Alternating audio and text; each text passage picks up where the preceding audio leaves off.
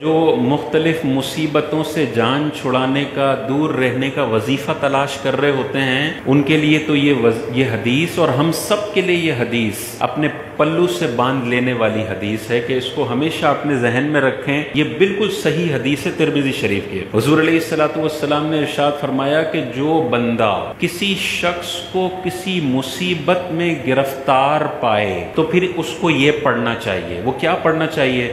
الحمدللہ الذی عافانی مما ابتلاک بہ وفضلنی علی کثیر ممن خلق تفضیلا۔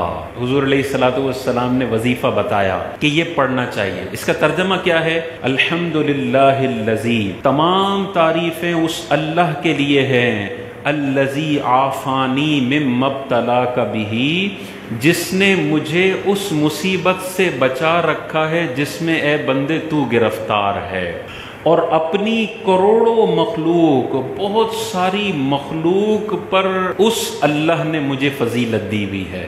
یہ آپ نے دعا پڑھنی ہے۔ حضور ارشاد فرماتے ہیں تو وہ بندہ اس مصیبت سے ساری زندگی محفوظ رہے گا۔ تو جنا ہاسپٹل میں آپ جاتے ہیں، کوئی ہارٹ کا مریض نظر آتا ہے، کوئی کینسر کا مریض نظر آتا ہے، کوئی اسکن کی بیماریوں کا مریض نظر آتا ہے، تو اس وقت یہ والی دعا پڑھنی چاہیے، الحمدللہ الذی عافانی مما ابتلاک بہ وفضلنی علی کثیر ممن خلق تفضیلا۔ تو انشاءاللہ اللہ تعالیٰ ان ساری بیماریوں سے اس بندے کو دور رکھے گا۔ لیکن علماء نے واضح طور پر فرمایا کہ یہ دعا ہلکی آواز میں پڑھیں، اس مصیبت زدہ شخص کو پتہ نہ چلے آپ یہ دعا پڑھ رہے ہیں، کیونکہ اس سے اس کی دل آزاری ہوگی کہ آپ اس سے بچنے کے لیے یہ دعا پڑھ رہے ہیں۔ لیکن اس کے باوجود بھی لگ جاتی ہے بیماری، تو یا تو اخلاص میں کمی ہے، یا اللہ تبارک و تعالی نے بیماری سے بچانے میں جو فائدہ رکھا تھا، بیماری میں ڈالنے میں اس سے زیادہ فائدہ ہے، ابھی آپ کو نظر نہیں آ رہا۔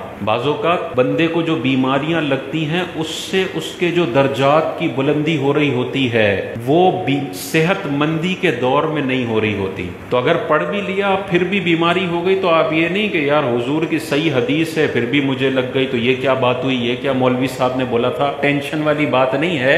اگر لگ بھی جائے تو اللہ کی رضا پر راضی رہیں کہ بیماری سے بچنا میرے لیے اتنا فائدہ مند نہیں تھا جتنا بیماری میں پڑنا میرے لیے فائدہ مند ہے کہ اللہ نے میرے لیے یہ فیصلہ کیا ہے۔ میں ایسے لوگوں کو جانتا ہوں جو بالکل عیاشی میں زندگی گزارنے والے تھے، ایک ہارٹ اٹیک کے بعد داڑھی بھی آ گئی اور 5 وقت کے نمازی بھی بن گئے۔ تو بعض اوقات یہ بیماریاں اللہ تبارک و تعالیٰ کی طرف سے اتنی بڑی نعمت ہوتی ہے کہ جو انسان کو مرنے سے پہلے غفلت کی زندگی سے باہر نکال دیتی ہے۔